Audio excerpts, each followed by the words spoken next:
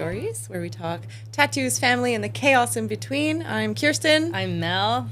And where are we starting today? Just a little, like, what's happened since we last recorded. Something big.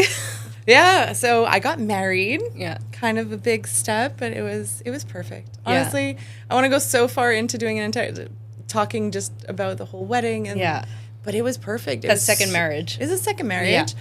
Originally, we were just going to do a signing of the papers and just go to the notary and the boring stuff. Yeah, just well, it was just we've been together for so long, and it is a second marriage, so we were kind of just making it official. And it was our kids. It was our 3 kids that are like, well, no, I love that. You need a dress, and I'm like, I don't need a dress. I can go on Shein or Amazon. They're like, no, mommy, you need a dress. I'm like. And you looked so beautiful. Thank you. Oh my gosh, your pictures were unbelievable. I thought you hired a photographer and you didn't. Okay, so can I please shout out? So my brother, with his cell phone, hi David, did all our photography, did it beautifully. Unbelievable. And then I have to say, so Alessia, my daughter, because we were keeping it on a budget. We really didn't want to overspend. We'd rather spend that on the kids or travel. We did not want to overspend on decorations. It's an expensive party. Yeah, exactly. Yeah. And so I decided, okay, the one place we were going to cut was decorations. We had the bouquets, a couple of lights. It was fine.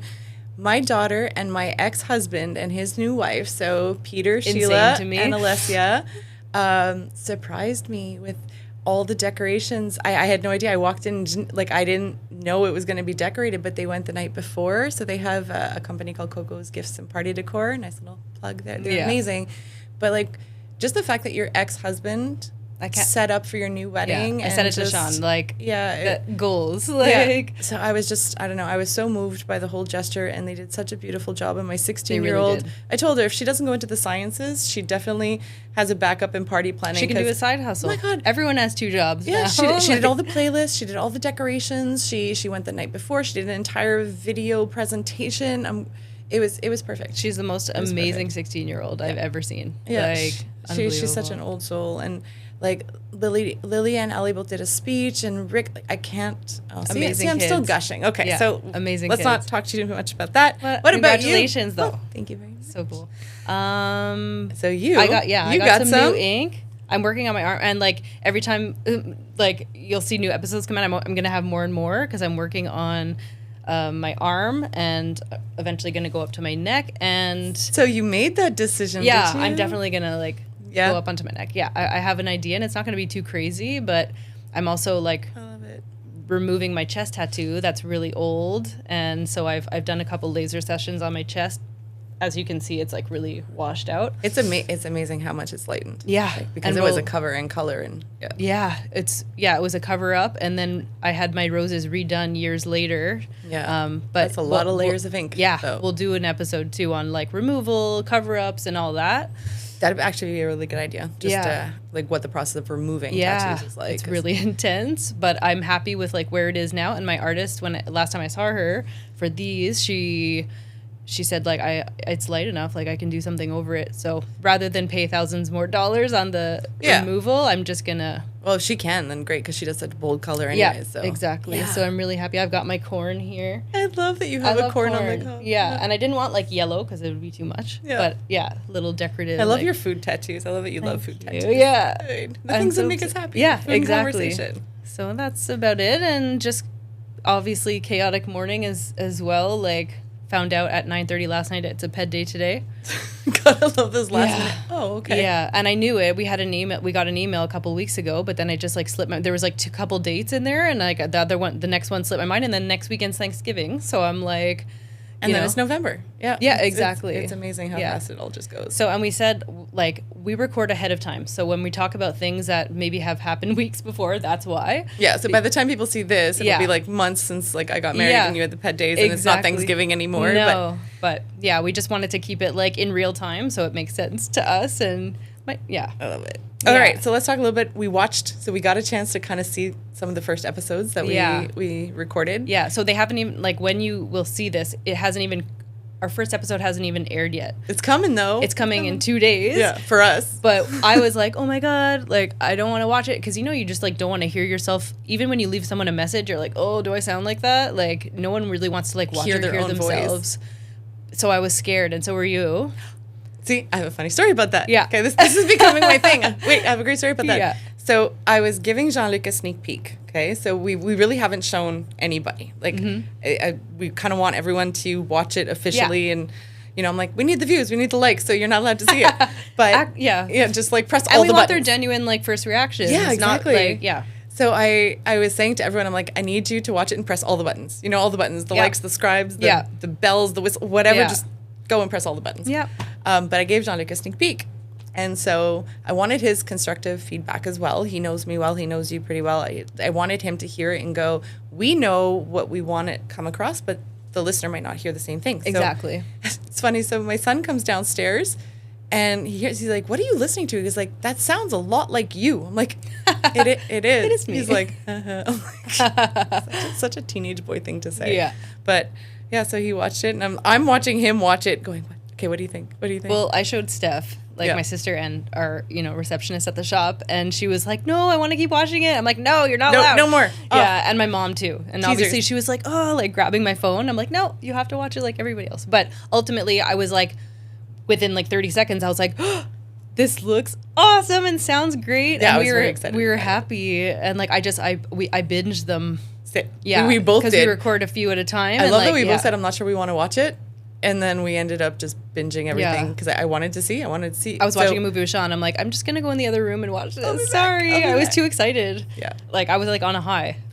I'm very excited about this whole process. Everything about this process, everything that's led up to us sitting here and doing this. And we've both said we're just going into it for fun and information. Yeah. And we love to talk to each Shocking. other. Yeah. Shocking. Yeah. So it's like a perfect little That was the other thing fun thing. That was the other thing I said to Jean-Luc, is that he is talkative. He's very talkative when it's stuff that he loves, but I'm definitely the one that like takes up more space conversation wise. Mm-hmm. And I said, it's kind of hitting once again all the buttons for me. Like I used to love teaching and that the exchange of knowledge and ideas and the back and forth. And so just talking about our next recordings or what we're going to talk about, I get this feeling of just absolute excitement and like when you're a energy kid. And it's like Christmas morning. Yeah. So yeah, same. And we are so aligned. So like that's what's fun is that we have such similar like histories and that's what we're talking about today. Exactly. This is a very long way to get around to what we're actually talking about today, but that's what we're talking about. So today's episode is going to be like our histories and like kind of what led us. We talked to how we got into the tattoo industry, but we're going to talk about more of our backgrounds. A little bit more in depth. You always joke that I've lived 1,000 lives. So maybe not 1,000, but many different like changing directions and like really interesting, cool jobs. Yeah, I've had some very cool experiences, I gotta say. And when we were talking about doing this episode and talking about kind of who we are and how we became who we are now, or the evolution of our professional lives or our parental lives, I found a couple of things that stem back to where certain seeds were planted for me and who I wanted to be and how I wanted to live. So I'm super excited to talk a little bit about some of this stuff because there were some pretty big influences and milestones. Amazing. All right, do you want to go first? Just give a little personal history. Sure. It's hard to like go back. Like I talked in like one of the previous episodes about like being a kid and like being artistic, and if there was like, I guess I'll just start there. Like how like kind of me as a person, I was a really like anxious, shy kid. Like I wasn't the kid that would just like be outgoing and just show up at a birthday party, and like I wasn't like that like leader type of vibe. I would always like cling to my mom, and like I would go to my friends' houses for like a sleepover and then call to be like picked up and go home. I was very like that anxious, nervous kid, like, which makes me sad, but I'm like I've outgrown that. Like I'm much more of an extrovert now. I'm like an extroverted introvert, like that they say. I think because I think both of us are. We can be extroverted in the context we need to be extroverted, but then I have a social battery that drains. Same. And then I'm like, I need quiet. I need self-reflective time. I need time to be alone. I like my own company. Yeah. But when it's been too much. I struggle with like being alone for sure, but I need it. Yeah. It's weird. It's like a weird balance that I haven't like found. Like if I like, as long as I know I have someone within reach, like, you know what I mean? Yeah. Like I don't. They can be in the house, but in a different room. Like when I'm truly alone, I'm like, I don't know what to do with myself. Really? I love that time because I don't get it often. So every once in a blue moon, like Jean-Luc will be on a business trip. Yeah, you'll tell me like I'm going home. I have the house to myself. I've got the house to myself. It doesn't happen often. So when I have it, I thoroughly enjoy that time. But if it I would be okay if it was just always like that. Yeah. So I think we're just so used to the chaos of being moms and noise and kids and that when it's quiet, it goes I'm too like, silent. what do I do? Well, it's the scary quiet with kids. Have you ever had that where they're playing and all of a sudden you're like, you guys are too quiet. What are you doing? wait, they're up to something because and it's usually and they're like, you walk in and they're like, what are you doing? There you go. All right, so from childhood, you were kind of shy. Yeah, kind like of anxious. I think I kind of describe myself as like a highly sensitive person in every sense. And so I think a lot of artistic people are that way. Creative people are often like, it's that cliche of like the like worn, like, kind of depressed, like down starving artist. I've been like that since I was a kid, and like just a deeply feeling. I was like a really nostalgic kid. Like I remember like being like having like existential thoughts and stuff. That's amazing. Yeah, so I was really like in school. I was a great student in elementary, and like despite my anxiety, and I love school. I was social. Like anytime the teacher needed like, we have a project, or we need to make a sign for this. It was like me. I want to do the writing or any kind of like art thing that it was. So that kind of like was elementary school, and then leading into high school, then you start becoming a teenager. Things change. I was in the advanced program, and like that little shift. Exactly, of like we're finding ourselves, and I was chosen like I did the test to be in like the advanced program starting high school, and I was accepted. Like I was a good student. Yeah.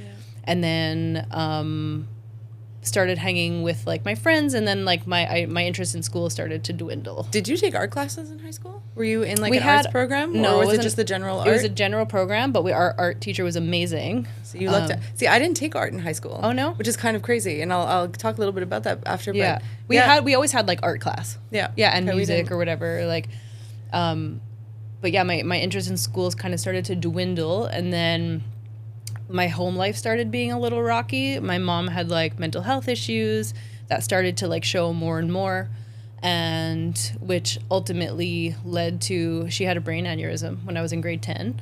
So at that time I had already started like not caring about school. I was like basically flunking out. And then you throw in some major life events with your parents at that age, and it's I was just like going through trying to discover myself. That's when I started listening to like rock, and like I started kind of expressing myself through my like style more. Like I grew up my hair super long.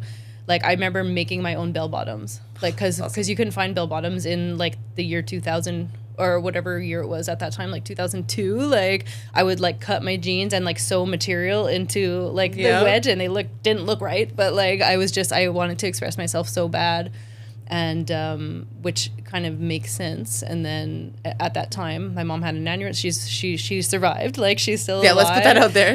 Exactly. So, but it really like threw a monkey wrench into everything. But then I was accepted into like the alternative program, and I ended up graduating high school. You ended up tattooing one of the teachers from the program, didn't you? Yeah, my teacher Bonnie Mitchell. She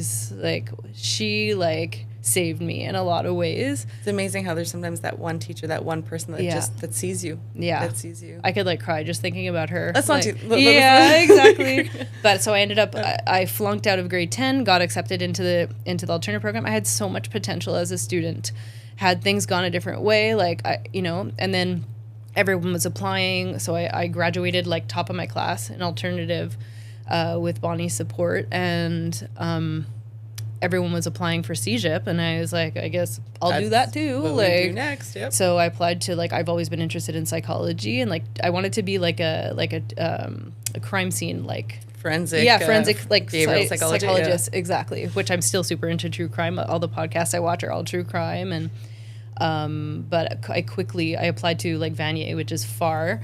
Didn't have from here, bus and metro, and like for early classes I didn't have the support at home that I would have needed at the time for obvious reasons, and I just like I lasted about a month, and then I was like, I don't know what to do with my life, and like it just felt wrong, like I can't do this. And then I got like odd local jobs like in retail, like I worked at Wendy's, like just gaining. But it's funny because that's where I thrive, is like those like that working with customer service, and like that's where I started to come out of my shell. But I was like petrified when doing those jobs. Going into Wendy's and having to like work at the cash was like terrifying for me. But have you ever noticed they create the building blocks for the next step in your life? So it doesn't matter. This is kind of, I think, where we want to go with this. Is it doesn't matter what you did before, but it will always influence the next step. So Yeah. pulling you out of your shell, getting you to work with Yeah. people, being able to speak, being able to Yeah. Yeah. Exactly. And then I kind of did that. I was really like kind of like interested in partying and socializing. Like that's where I think I was escaping, you know, like just wanting coping mechanisms. Yeah, all I and cared about was going out and hanging out with my friends, what we were doing on the weekend, and as long as I had enough money to do that, then I didn't really give a shit about anything else. I think all of us end up in a little segment like that where you have the disposable income, you have the time. Yeah. Like I you're lived not at paying, home. It Yeah. was just like we you all know, I think we all went off the rails a little bit at that time because Yeah. back then your pay was your disposable income. Yeah, Don't but now have that anymore. I see, yeah, I see kids though that are like, later in later years working at the restaurant and stuff, and like, the students, like the 20 somethings that would come into work, like they were the weekend like employees, and I'd be like, you guys are amazing. I tell them all the time, like, you guys impress me so much. People who like go to school and work, and like I'm like I couldn't do that at that time, but I didn't have the foundation that I would have needed.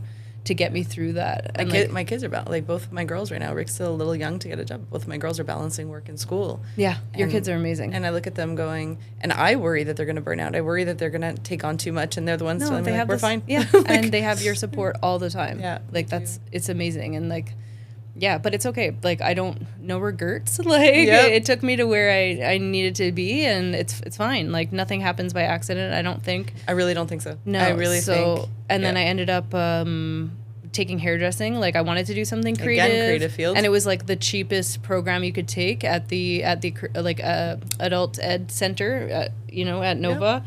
And I was like, it's $700. I'm in. Like, and it was 2007, and I took hairdressing. I never ended up like working as a hairdresser. I worked as an assistant for a little bit, but then life brought me different opportunities, and I took those a little, like, to travel and like, to do like a humanitarian aid kind of thing. That's amazing. Yeah. See, another one, another big one, that experience. kind of life experience where you get to go see other cultures and other places Yeah. and how other people live, and it just it influences everything. So I like quit my job at the salon that I was working at, again in like Saint Michel or something, like, or Ville Saint Laurent downtown. Then I was busing and metroing from Chateauguay, and it was a lot. So I just Chateauguay, the distance with the bridge, it's not ideal. And when I'm like over something, I'm over it. And I was like, oh, sorry, I'm not coming back. Like, what's next? And then I continued doing hair on the side, and like I can still like I cut my kids' hair and whatever, but it didn't feel like my calling. I had opportunities. I had gotten hired at one of the salons here in Chateauguay, and I didn't end up taking it because I was like nervous. Yeah. But it's okay. I think it happened for a reason. But have you ever noticed when something just resonates with you on a different level, it hits right where you feel like you're in the right place at the right time or the right move, but when it's not, we also get that same feeling. Yeah. I had that a couple times in different things where I'm like, this is just not where I want to be or what I want to do. It's like my gut, like, and I, at the time, yes, it might be nerves, and it is, but I think it's also something like going, just a deeper sense of knowing that this is not where I want to be. Exactly. Yeah. I've had a couple of those moments that ended up kind of shifting the path. It's interesting. Yeah. And then I ended up getting a job downtown. So I was like, I had started hanging out downtown and like meeting some friends and kind of just like going to punk shows. Like I got into like the Montreal punk scene pretty intensely. Had my own band. So that's, because you're a hell of a singer. We're gonna have to get you on singing at some point. Like show one of your other talents. I can show like one of my our old videos of our band. Or whatever. That'd be amazing. It was awesome. It was super fun, but like also like an unhealthy lifestyle. I was like kind of just living paycheck to paycheck, like playing gigs like on the weekends, band practice a couple nights a week, but I would like, drink 6 beers at band practice, and like, it was kind of like also coping. Like I wish I would have just like focused more on the music, but at the time it's funny because you look back with the filter of who you are now going, well, maybe I should have, but at the time that was what was and it was my release, so I worked at Nick's in Westmount for almost 10 years, and then during that time, like the band thing stopped, like the drummer was my ex, so we like broke up, and we all kind of help for a band. We all kind of moved on, but it was fine. Like I hung out with him a couple weekends ago at a show. Like we're still cool, and like my boyfriend was there too, and hung out with some old friends. But I kind of started. We were getting older. It was like my late 20s now, mid 20s, I would say. And then I met my ex-husband. Yeah, I was working at the restaurant in Westmount. I had moved in with him in Dermontagne. And I was doing the commute every day, and we were saving opposite ends of commute. Right? Yeah, exactly. And then we ended up getting engaged and got married and ended up buying our house in 2017 in Chattagee. I wanted to like relocate to like my Closer. hometown, be closer to my parents. Like his parents were willing to like travel to come see us, and my parents are more like sedentary. So we decided on like making our home base in Chattagee, which I was happy about. Moving back home was pretty intense. I said like I'll never come back here. You know, in my like rebel like late teens, early 20s, Broke out. lived And now in I'm Montreal. Yeah, like a bunch of different apartments, and then I wanted to come home, and I'm so glad I did. I love it here, and so had a couple babies. You know, Set the path for the next step. a global pandemic happened when my We've all son been there, my son was 7 months old when COVID hit, and fucking it's true, you have having kids fucked me up too, I gotta say. Like I wasn't prepared for like the mental the reparenting and looking at my own childhood and looking at myself and not wanting to repeat the same mistakes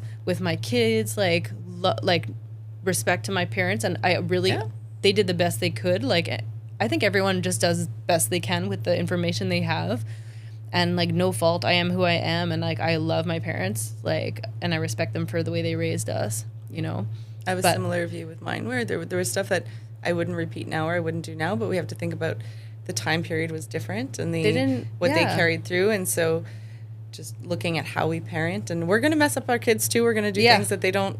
You know, by the time they're this age, but by the time they're this age and sitting there and reflecting on, the time will have changed again, and we're raising kids in a generation that there's really no instruction book for, because they're going through things we never had to deal with as teens. Just the technology and the phones. And we're the one like breaking the generational the curses and stuff like that. And I'm trying to do that with my kids, and do gentle parenting, and the emotional intelligence is the most important thing for me. Like, schoolwork, okay, yes, I want them to succeed with stuff like that, but for me, like, I want them to be good people and just be, like, authentic. Like, not in, people say, like, oh, I want my kids to be happy. No, I want them to be authentic. If you're not, you don't have to pretend, like, as long as you know how to express yourself. So, yeah, that becoming a mom really, like, my own mental health issues that I've kind of had forever, started to get worse, I guess, and then with the pandemic and everything, and then I lost my mind a little bit, like in like 2022, and we're gonna go into more. Yeah, you and I are both, because we've both had mental health struggles and different things like throughout. Yeah, like kind of weaved all the way through our journeys up until. So we're actually gonna do an entire episode about just imposter syndrome, like all of the things that. And I knew, because my mom had like mental health issues, and they all kind of surfaced when we were kids. So I was so scared of that happening. Yeah. I was like, no, I can't wait to like have kids and have like this like loving, happy home, which we do. But the same thing happened. It kind of, everything bubbled up, and I'm sure that's what happened to my mom too. And probably hormonal changes in pregnancy, and then kids, and the pressure, and then throw in a pandemic, and throw. And it was a lot. It was all a lot, and I eventually I caved. I was like, I need medication to take. I need something. I can't parent the way, I can't be there for my kids the way I need to be. Like I was just like in tears daily. I'm sure I had postpartum depression with both kids undiagnosed. I'm pretty sure I went through the same thing. Yeah. Like I said, when we go into the mental health episode, we're going to talk really in depth about like where it started from way back when. And but ultimately ended up getting divorced. And then during that time, it was like, what am I going to do with my life? I had been a stay-at-home mom, working part-time at the gym for, since 2018, and didn't know where I would, all that, we talked about that in the past episode, how we got into the tattoo industry, and it kind of all brought me there. And I got sober. I kind of worked through my mental health issues. I'm still like, it's obviously an ongoing process, and I think they're always just kind of in the background. But we're aware of them. I think no matter what, you can be in a very good space. But and it's just like ebbs and flows, and like I'm just happy to be well surrounded, and like found a career that just fits my lifestyle, and I have the freedom to be with my kids when I want, and I can express myself artistically.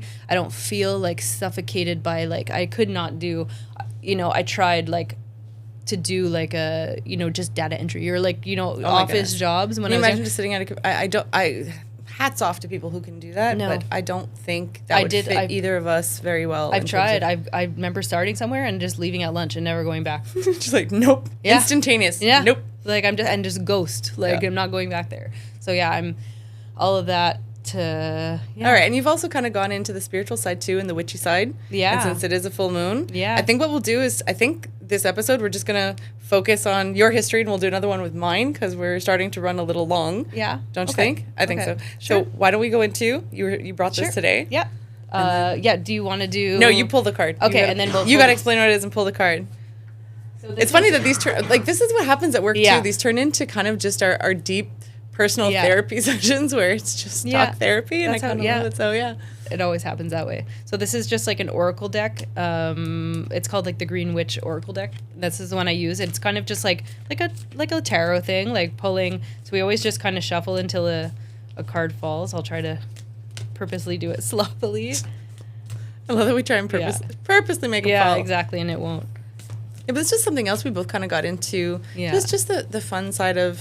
We'll often bring oracle these into the shop Yeah. and be like, oh, let's pull a card. Like I love we when have we've time. done it for clients before, or, Yeah. or Mary will come in with the deck and just Exactly. We have little full moon. Okay, none are falling, so I'm just gonna choose one. pull it. We have like little like full moon, like, you know, Every once in a while, ceremonial burnings of things we want to release and stuff like that. And this is like a full super moon today, and it's all about that, like releasing. So What are we releasing? mortar and pestle, which is funny because my kids this weekend were like crushing up chalk outside, and they grabbed my good mortar and pestle Oh my to goodness. use. I was like, what are you guys doing? I brought it inside to Yeah, Rick's done that too yeah. a couple times where he's taken it. And I can't remember what he was crushing, but it was definitely not food related. And I'm going to. Yeah, you can't use that. I don't even Dude. I just use it for herbs. Okay, so the mortar and pestle. Integration, subtlety, thoroughness. The goals of the mortar and pestle are twofold. First, to reduce the size of something, and then to combine ingredients. In a spell, in order to evenly combine your components, you need to break them down into smaller parts. The grinding motion used with a mortar and pestle can appear aggressive. This is a mortar and pestle. I don't know if for people who don't know what that is. It's like the bowl with the little that you yeah. you kind of Exactly. you grind herbs or spices.